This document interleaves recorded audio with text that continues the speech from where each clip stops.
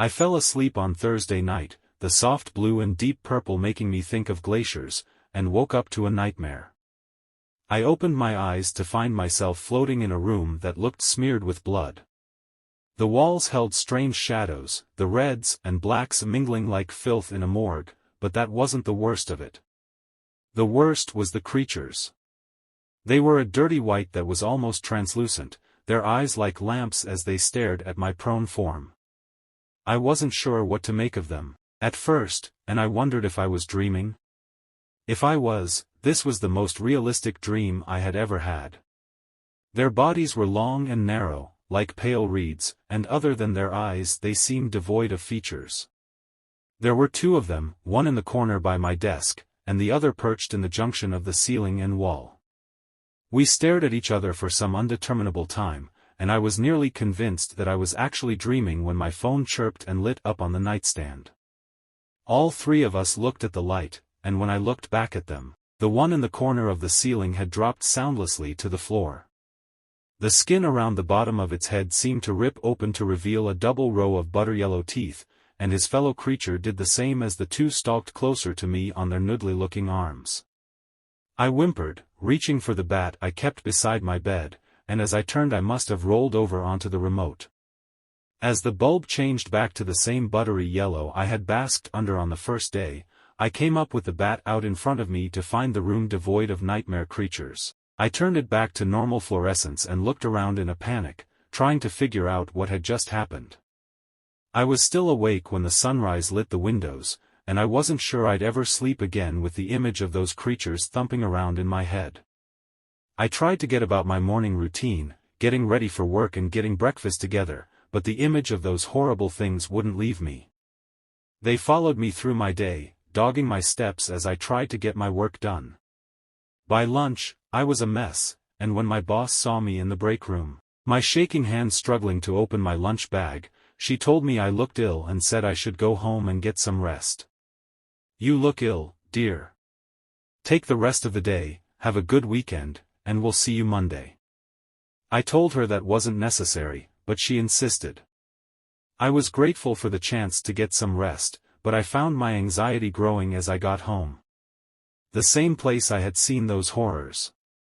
I checked the corners where I had seen them, hoping to find some sign that it had just been a dream, and was rewarded with nothing. There were no marks on the eggshell white walls, no sign of claws or dirt from the filthy skin of the creatures, but it did little to soothe me. Sign or not, I knew I hadn't been dreaming, and that meant that these things had to be real. The idea that I couldn't see them, that they only existed in the dark, was even more terrifying, but despite my fear, the need to find out what they were and how they had disappeared wouldn't leave me. I started by just turning off the lights, but I didn't think that would do much good. I had woken up in the dark plenty of times, and I had never seen anything like these creatures. No, I thought, it had to have something to do with that light that had been covering the walls. It had changed when I rolled onto the remote, and whatever combination I had bumped had allowed me to see the creatures. I knew about things you couldn't see with the naked eye, things that were too small or hard to see outside the right color spectrum, and I wondered if these things were like that. More importantly, if I could only see them in that spectrum, then was it a two-way street? Could they only see me when that spectrum was on? It might explain why they didn't attack me otherwise. I didn't want to see them, the thought of looking at them terrified me, but I was curious as well. The thought of them followed me as surely as the creatures might, and I needed to be sure of what they were. I was no scientist, not by a long shot, but my desire for answers was greater than my self-preservation in this case. I started playing with different color combinations on the remote, my bat always at the ready.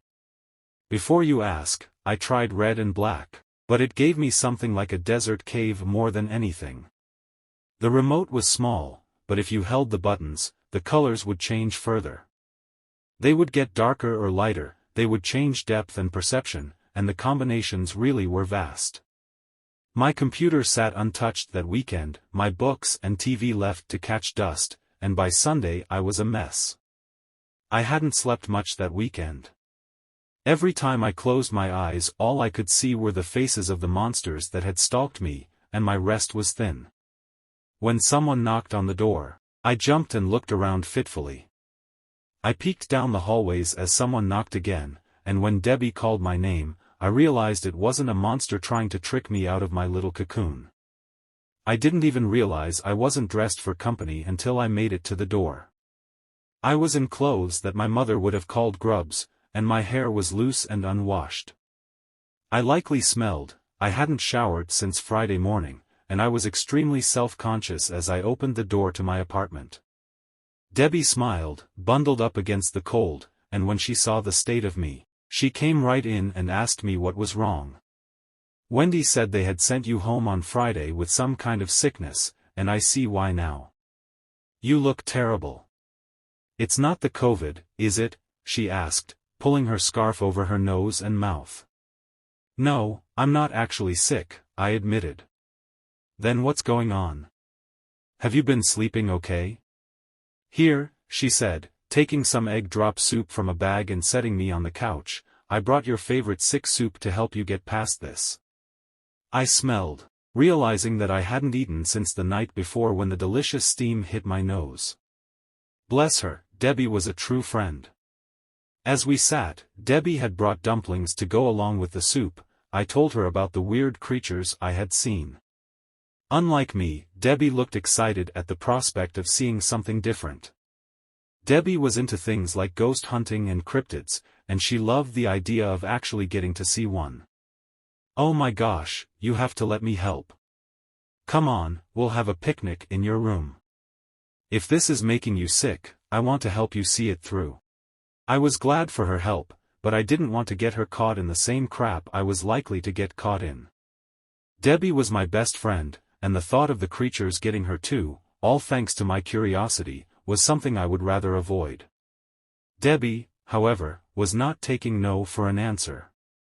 We took the food to my room, and I showed her the remote and the light bulb.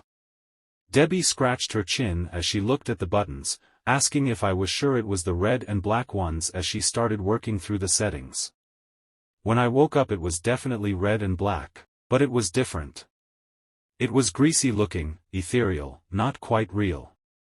It was like a dream, that's why it took me so long to realize I was awake.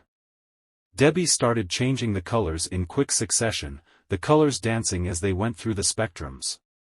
I was afraid she would burn it out, the colors changing too quickly for my liking, but she just shook her head. She said it would be fine, they were meant to sustain these kinds of things, and it would speed it up if she just kept flipping through. So, we sat there eating and flipping the lights at an almost nauseating pace for the next few hours. The sun went down and the moon came up, and as I lay on the bed and played on my phone, I realized it was almost midnight. I had to go back to work the next day, and I told Debbie I needed to get to bed. I appreciate your help, but I've got to be up early in the morning. Just a little more, Debbie said, the lights still dancing by. I know I can do it. I rolled over and shook my head, reaching for the remote. I appreciate your help, but I just don't think it can be done. She moved a little away, still flipping through the colors as I reached, and as I came off the bed, she scuttled a little further off. Come on, just a little longer. You can be a little tired tomorrow for a good night's sleep, right? No, Debbie, I'm tired. I need to. I grabbed the remote, Debbie pulling back, and that's when it fell over us. I don't know how, but we were both suddenly enveloped in the aura of dirty red and black light. The walls oozed like fresh blood, the dark hung around them like smog, and I was suddenly aware that we weren't alone. There were more than two this time, their numbers nearly a dozen as they clung to the walls and ceiling like grisly insects. Debbie's mouth hung open, her scream stuck midway up her throat, and I realized this had likely not been what she was expecting. As their mouths split their faces, their teeth huge, my hands shook and my stomach dropped. They fell on us then, and I rolled under the bed without thinking. Debbie's scream came out, loud and strong, and I pulled my knees to my chest as I tried to think of what to do. They were killing her, they were killing my best friend, and the only thing I could think of was changing the lights back. It had worked the first time, maybe it would work now. I looked around, finding the remote on the ground, but as I reached for it, I saw the giant yellow eyes find me.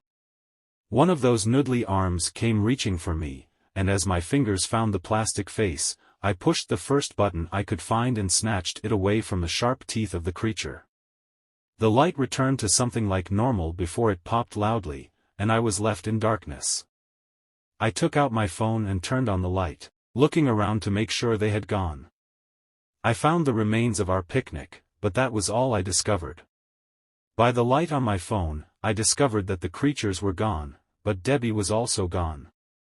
I've ordered another light bulb, but it won't arrive until tomorrow. I paid for express shipping, but I don't know if that will be soon enough to save Debbie. I don't want to see those things ever again, but if there's a chance that Debbie is still alive, I have to find her. She wanted to help me, and now it's my turn to try and help her, so be careful with your new light bulb if you buy one. You may see more than you bargained for, and you may lose more than the cost of shipping.